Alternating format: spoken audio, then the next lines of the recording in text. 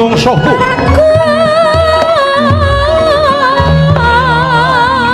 gulungan benderamu bongko no gamanmu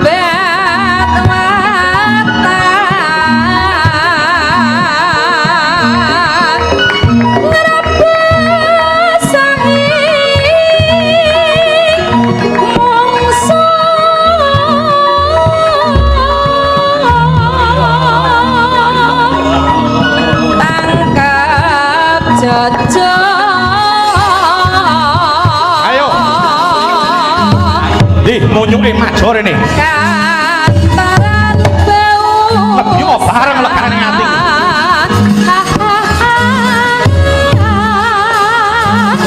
ya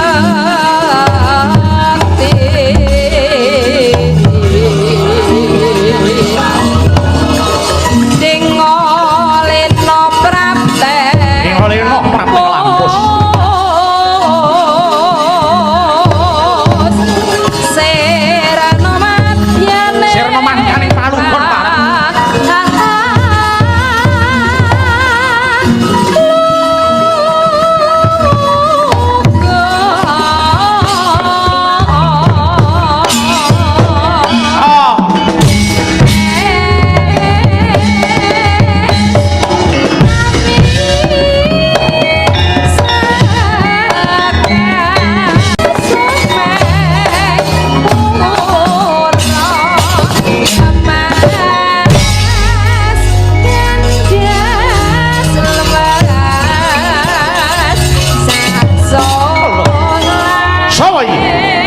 Irawan kang dadi kekasihku bali takon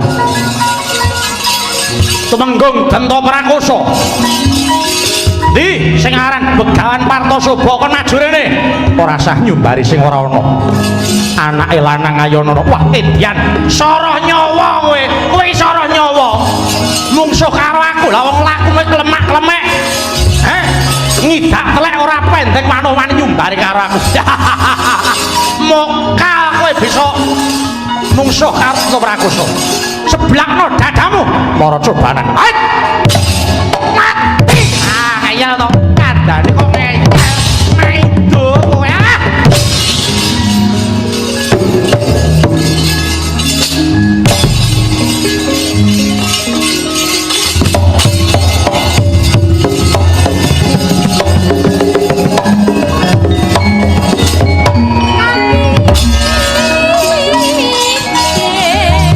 yang rakok sikile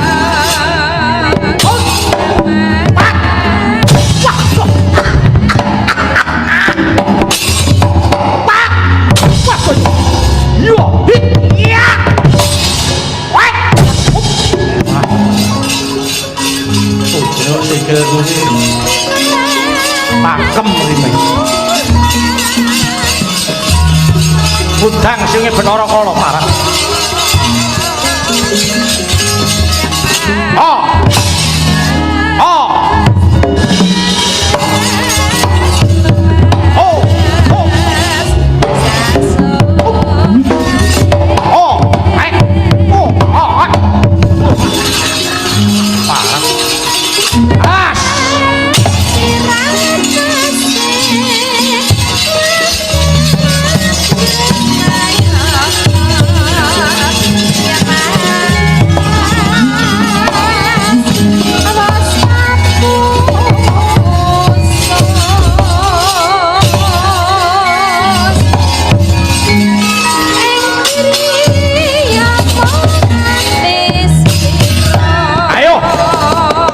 tekan walikan cobanan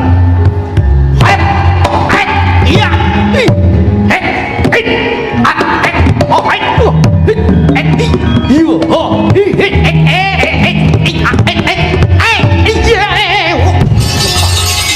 ngarah rai iya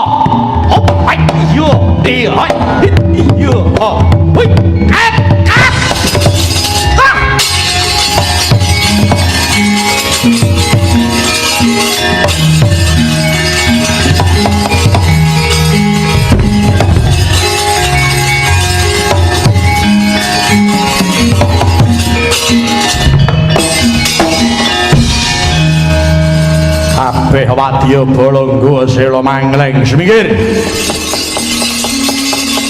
aja ana sing ngaling-alingi para diage pengabaran gelap ngampar sing bakal ngrampungi perkara iki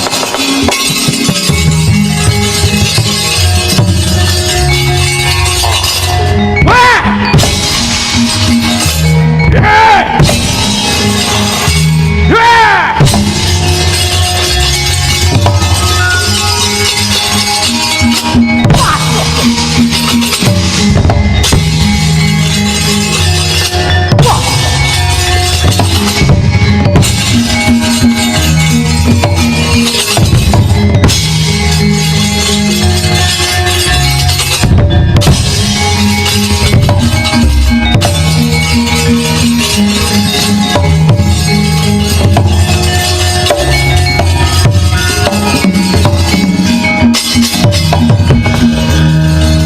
Raden tes pundi Sang Prabu sampun sumingkir sedaya pepalang namung kula dereng saged pinanggih kalian Begawan Partosoba kepareng mirsani menika wonten wewangunan kadidene pertapan mbok menawi Begawan Partosoba mboten nyumurupi menawi para cantrikipun sampun kendang sumangga raos sing manah kula badhe mlebet wonten pacaraban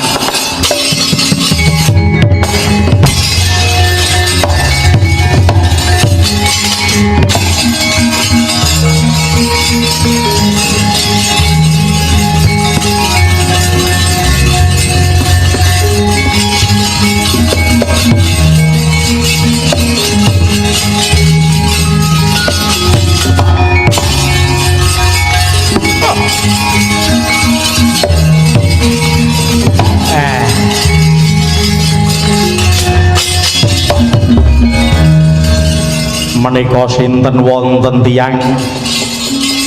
kadidene patrap semedi Sang Prabu ingkang nami Begawan Partosoba menika sejatosipun kados ingkang kula aturaken kala ngajeng sesinglon panengah Pandhawa ingkang nami Janaka menika Janaka piyambakipun tapak semedi maladi hening nggih mboten mubah, mboten musik menika sampun dados watakipun Janaka piyambakipun mesti anggadhahi gegayuhan yen oleh tapa brata ora dijugarke ora wurung bisa nampa kanugrahan lan bisa nambahi kekuatan badhe kula gugah anggenipun tapa brata Ai Ai wah wah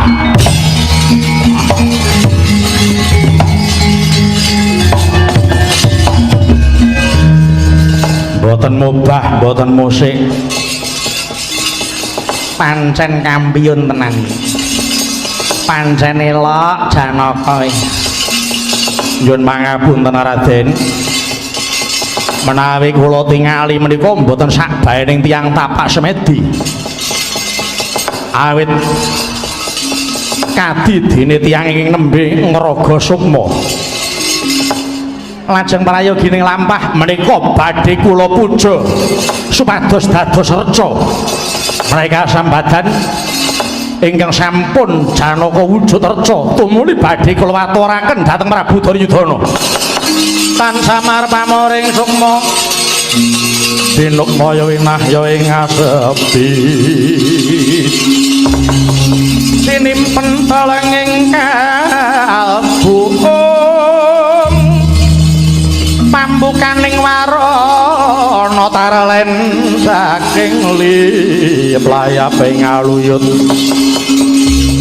pindha pesating supena sumusuping rasa dadi wata kaya mangkono nenggih Sang Prabu kala sekti sedhakep saluku tunggal nutupi baban Hasanga ing mangke sigra matek kasektenira amuja Dyan Janaka amung sak kedheping mripat Dian Harjuna dadi reca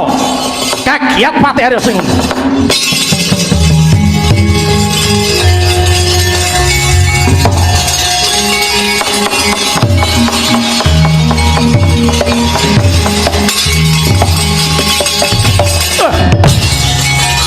salah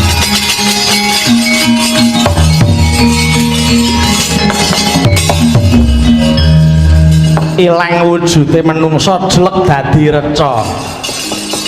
mongko yen wis dadi reca ora ana napas nupus keketeking jantung wis mandeg laku ning getih ya wis ora ana wis mesti yen Janaka mati modar wis Janaka